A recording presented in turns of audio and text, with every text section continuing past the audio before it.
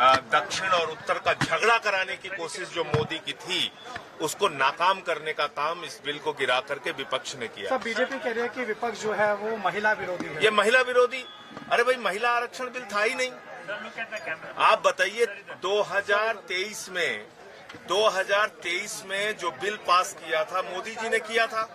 मोदी जी ने उस बिल में लिखा था कि पहले जनगणना होगी, फिर डिलिमिटेशन होगा और 29 के बाद ये बिल लागू होगा। ये मैंने थोड़ी लिखा था। 2023 का बिल पढ़ लीजिए। तब हम लोगों ने कहा भाई 543 में 33% आरक्षण आज दे दो, 24 में चुनाव करा लो। तब नहीं माने ये। आज फिर हम दोहरा रहे हैं।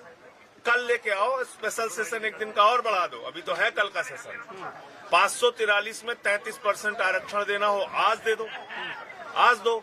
लेकिन आप टुकड़े टुकड़े गैंग की तरह देश के राज्यों को तोड़ने की जो कार्रवाई आप कर रहे हैं, अभी दक्षिण और उत्तर का झगड़ा कराने की कोशिश जो आप कर रहे हैं, बंगाल की सीटें आप कम कर रहे हैं, तमिलनाडु की सीटें आप कम कर रहे हैं, उड़ीसा की सीटें आप कम कर रहे हैं, ये किससे पूछ के कर रहे हैं? किस आधार पर कर रहे हैं?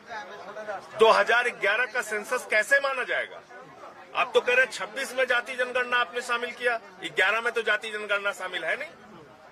तो आप कैसे उस सेंसस के आधार पर कर देंगे सीटों को बढ़ाने का काम? गिरिराज कह रहे हैं कि सड़कों पर उतरेंगे। सड़कों पर उतरे, टंकी पे नाचे, जो मन में आया करें, टंकी पे चढ़ के नाचे।